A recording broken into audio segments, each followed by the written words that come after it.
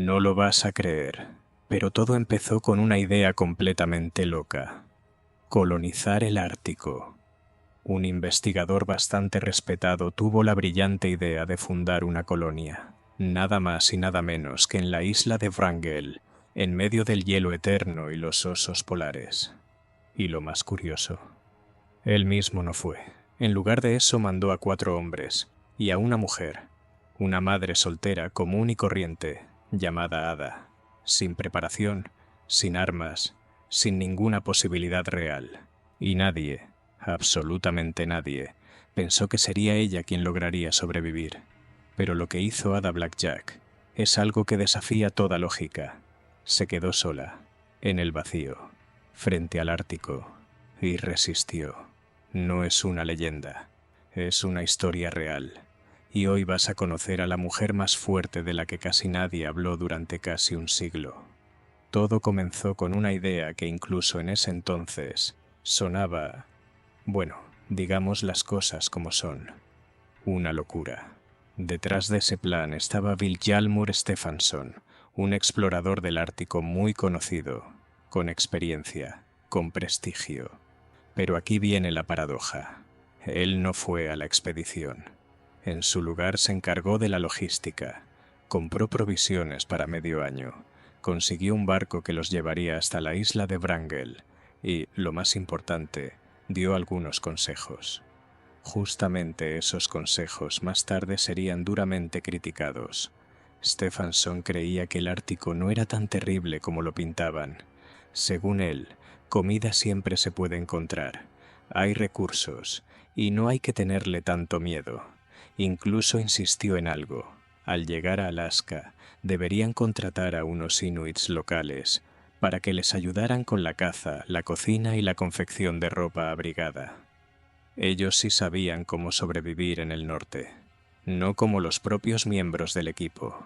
Y ahora hablemos de la tripulación. Casi todos eran estadounidenses, y eso era un problema, porque según las leyes de la época, no podían reclamar el territorio en nombre de la corona británica. Así que, oficialmente, pusieron como líder a un canadiense, un estudiante de Toronto. Nunca había estado en el Ártico, pero tenía el pasaporte adecuado. Así de simple.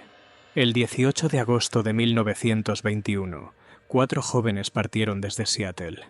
Destino: la isla de Wrangel.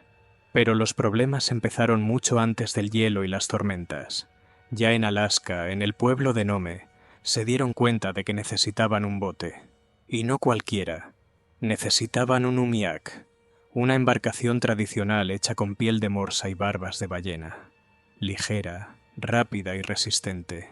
El precio, $120. En aquella época, una fortuna. Especialmente en un pueblo donde acababa de terminar la fiebre del oro y todo costaba el triple. Los chicos pensaron que era muy caro y optaron por una lancha común, de fondo plano y de madera. Más barata, pero insegura. Mejor que nada. Pero solo un poco. Después intentaron reclutar a cazadores locales. Querían gente que supiera cómo sobrevivir en condiciones extremas. Pero los lugareños ya conocían bien este tipo de expediciones científicas. Nadie quiso arriesgar su vida por un experimento ajeno. Todo pintaba mal, y justo cuando estaban a punto de rendirse, apareció ella, una sola mujer. Tenía 23 años, pequeña, frágil, pesaba apenas un poco más de 45 kilos. Experiencia en expediciones, 0. Su nombre, Ada de Letuc. Con el tiempo, sería conocida como Ada Blackjack. Ada nació cerca de Nome, en una pequeña aldea, y criaba sola a su hijo. Y fue precisamente por él que aceptó ir en esa expedición. No lo hizo por ciencia, ni por aventura. Lo hizo por necesidad, para ganar algo de dinero. Ni en sus peores pesadillas se imaginó lo que le esperaba: que un día, en aquella isla helada, se quedaría completamente sola. Y que tendría que luchar por su vida, día tras día, semana tras semana, enfrentando el frío, el hambre y una soledad brutal. Todo comenzó en el lejano año de 1898. Ada tenía apenas 8 años, y fue entonces cuando su familia vivió una tragedia. Su padre se envenenó accidentalmente y perdió el conocimiento. Su madre estaba lejos en ese momento, y Ada, junto con su hermana menor, tuvo que cargar a su padre en un trineo y llevarlo hasta el pueblo más cercano, Nome. Pero solo llegaron a la mitad del camino. Allí se dieron cuenta. Su padre ya no respiraba. Dieron la vuelta y regresaron. Después de eso, la vida se vino abajo. El padre era el único que llevaba el pan a casa, y ahora ya no había con qué alimentarse. Entonces la madre, con el corazón en un puño, tomó una decisión durísima. Mandó a Ada a la ciudad. Allí la acogió una familia de misioneros. Eran buenas personas, sí, pero no tenían ni idea de cómo se vive en el norte. Eso sí, le enseñaron a leer, a llevar la casa y a cocinar como los blancos. Cuando cumplió 16 años, Ada se casó. Su marido fue Jack, apodado Black Jack, un conductor de trineos tirados por perros con un carácter bastante complicado. De él le quedó el apellido. En 6 años de matrimonio, Ada tuvo 3 hijos. 2 murieron siendo aún bebés. Solo sobrevivió su hijo Bennett. Pero incluso él era muy débil, enfermizo. Los médicos temían que tuviera tuberculosis. La vida con Jack se volvía cada vez más difícil. Se volvió agresivo, a veces desaparecía por días, dejándolos sin comida. Y un día simplemente se fue. Los abandonó en medio de la nada, en la península de Seward. Pero Ada no se rindió. Tomó a su hijo en brazos y caminó más de 60 kilómetros hasta llegar a Nome. Parte del camino lo hizo cargando al niño. En Nome se alojaron en casa de su madre. No tenían ni un centavo. Ada aceptaba cualquier trabajo. Limpiaba, cocinaba, lavaba. Pero como ella había muchas, y los sueldos eran miserables. Solo los buscadores de oro o los que se iban a expediciones al norte ganaban bien. Fue entonces cuando Ada entendió: si no hacía algo ya, su hijo no sobreviviría. Con muchísimo dolor, lo dejó en un orfanato, prometiéndole que volvería por él. Soñaba con irse a Seattle con Bennett. Allá los médicos eran mucho mejores que en aquellas tierras, y justo cuando parecía que ya no quedaba esperanza, llegó a la ciudad un grupo de exploradores del Ártico. Buscaban a una mujer que supiera cocinar y coser. Ofrecían $50 al mes, una buena paga para la época. Ada lo pensó mucho. Era un riesgo, pero no tenía otra salida.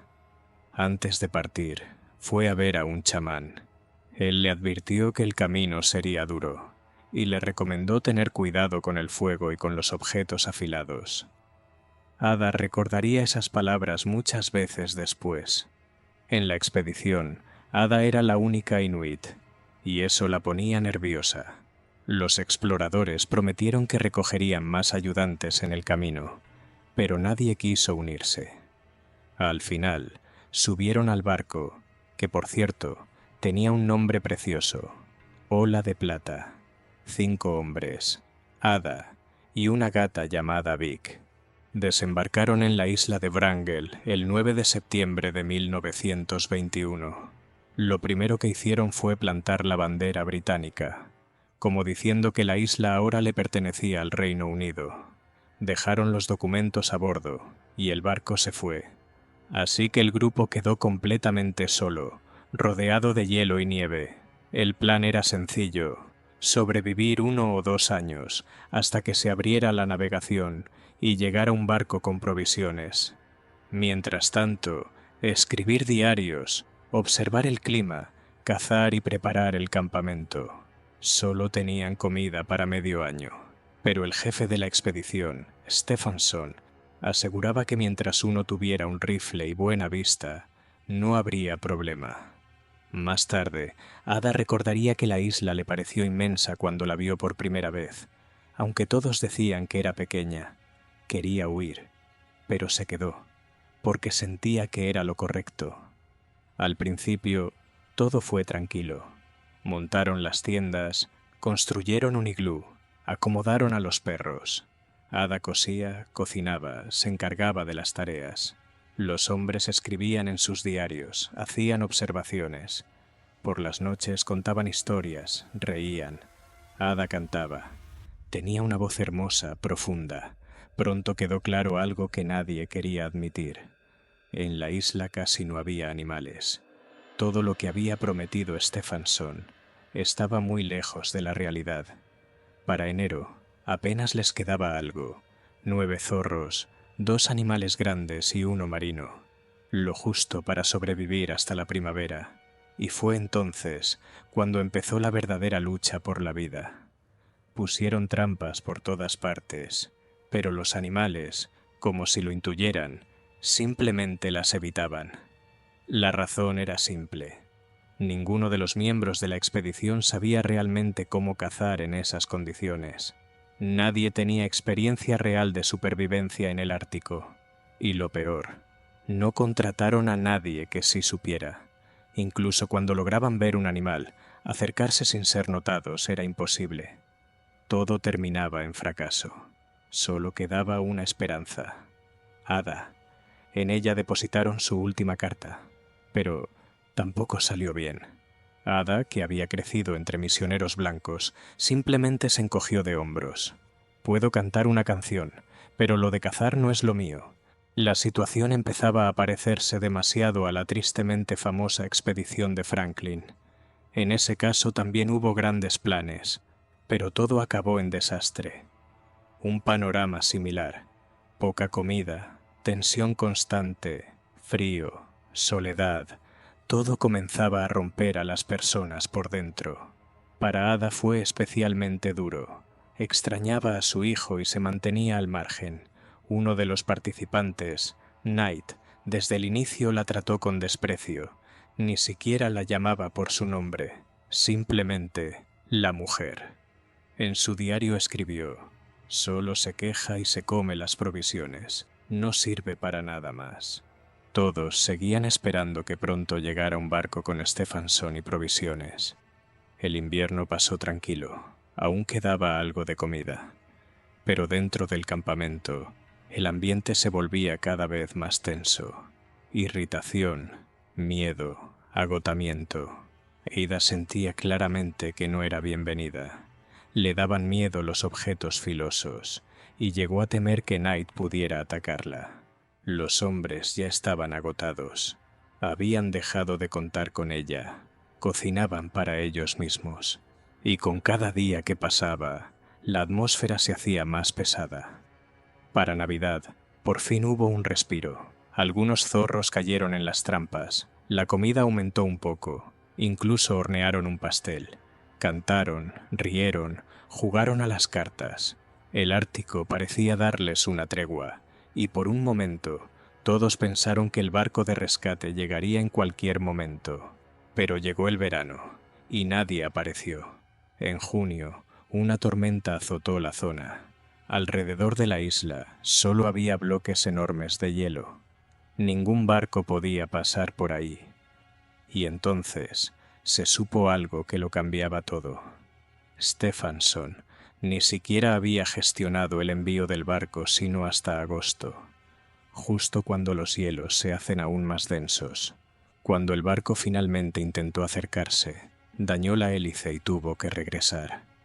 El capitán mandó un mensaje por radio: el pronóstico no es bueno. No podremos pasar. Y fue ahí cuando los expedicionarios entendieron la verdad. Nadie vendría. Tendrían que sobrevivir otro invierno, por su cuenta. Mientras tanto, Stephenson, en una entrevista, se limitó a encogerse de hombros. No vimos razones para dudar de las capacidades del equipo. Knight, en cambio, escribía algo muy distinto. No somos un equipo, solo somos gente con mala suerte. Se acercaba el invierno, oscuridad ártica, frío implacable, silencio absoluto. Los animales habían desaparecido. Las trampas, vacías. Pero lo más aterrador no era el hambre, era la enfermedad. El cuerpo empezaba a fallar. Faltaban vitaminas, y eso lo cambiaba todo. En enero, después de una salida sobre el hielo, Knight empezó a mostrar síntomas graves. Se estaba apagando a ojos vista. De ser un hombre fuerte, en cuestión de días se convirtió en alguien débil, casi irreconocible. Y entonces, los que quedaban entendieron. Tal vez no lograrían sobrevivir hasta el próximo verano. Tomaron una decisión desesperada. Avanzar sobre el hielo, hacia el continente. Los tres, Crawford, Maurer y Gale. Ada los ayudó a prepararse. Armó el trineo.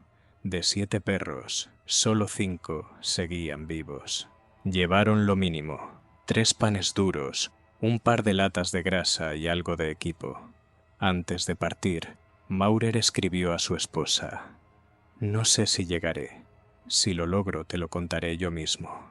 Si no, espero que alguien más lo haga».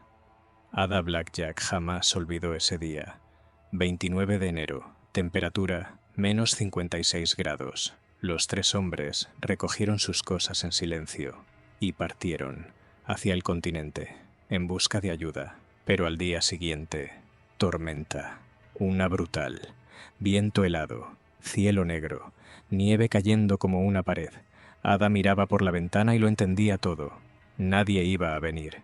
Estaba sola, en una isla blanca y desierta. ¿Sola? No del todo. Knight seguía en la tienda, gravemente enfermo, y con cada día se volvía más irritable, más duro. Odiaba a Ada, la insultaba, decía cosas sin sentido. Ada lo cuidaba, le cocinaba, limpiaba, intentaba curarlo, y a cambio, silencio. Un silencio tan frío que dolía más que el viento. Knight sufría una enfermedad causada por la falta de vitaminas. Una enfermedad terrible. Ya la había superado una vez, comiendo carne. Pero ahora nadie podía cazar, y su frustración caía sobre Ada cada vez más seguido. Ella pudo haberse ido, pudo dejarlo ahí, pero se quedó, porque el miedo a estar completamente sola era aún peor. Y entonces empezó a aprender, desde cero, sola. Tomó el rifle, fallaba, lloraba, volvía a intentar, y acertaba. Para cuando llegó la primavera, ya sabía colocar trampas, disparar a los zorros, recolectar huevos, derretir grasa de animales y preparar comida. Incluso construyó una torre de observación para seguir a los animales salvajes. Y luego, Knight se fue. 23 de junio. Ada lloró.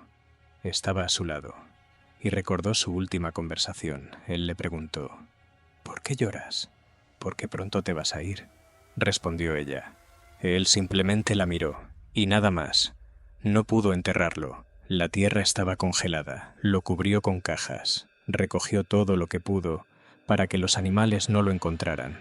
De los vivos, solo quedaba una gata, Vic, una bolita de pelo, pequeña y silenciosa, la única que no le causaba dolor.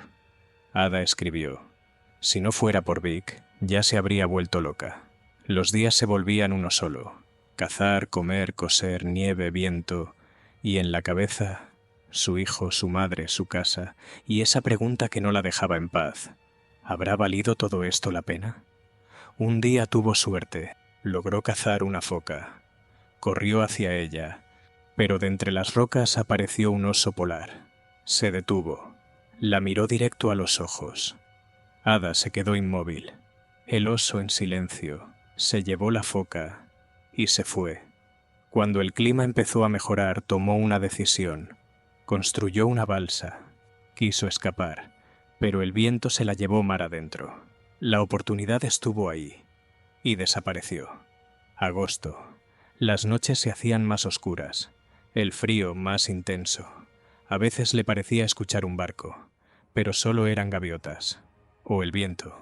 Y de pronto, el 19 de agosto, lo vio. Un barco. Real. Su salvación. Estaba de pie en la orilla llorando y lo primero que preguntó fue: «¿Cómo está mi hijo?». Y después: «¿Y los demás?». Pero todos se miraron entre sí. Los demás ya no estaban. De 5 personas solo sobrevivió ella. Pequeña, frágil, sin entrenamiento, pero más fuerte que nadie, hizo lo imposible. Los periódicos escribieron sobre ella. La llamaban heroína, pero Ada solo quería sobrevivir. Por su hijo, por una nueva oportunidad. Mientras Crawford estaba fuera del país, en las sombras quedaba alguien más, el hombre con el que todo empezó, Vilhjálmur Stefansson, el organizador de toda la expedición, un nombre importante, respetado.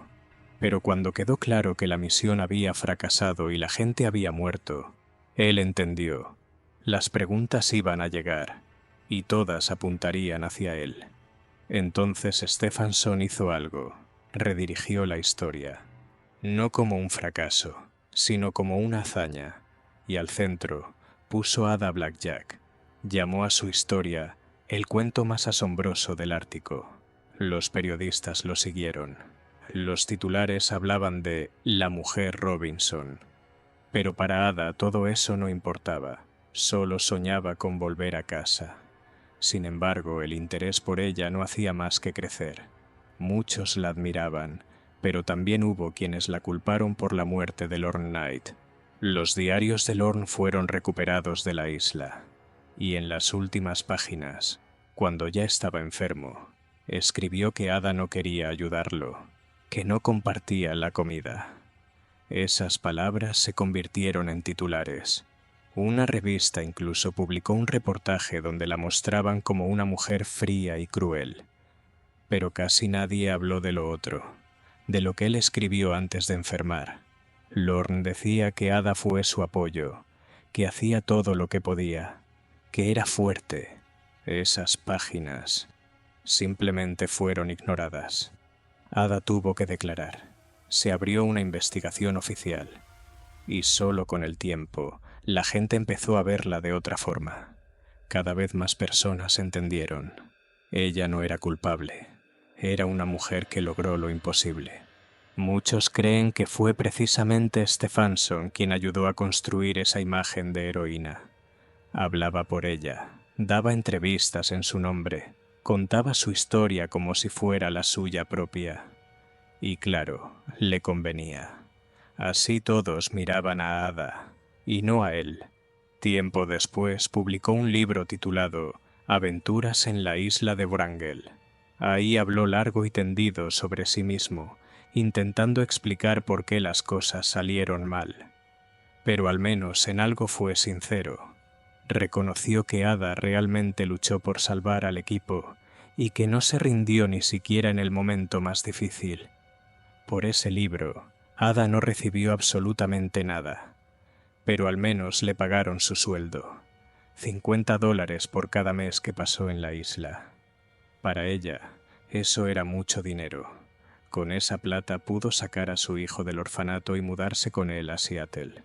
Podría parecer que a partir de ahí todo fue mejorando, pero la vida volvió a ponerle pruebas.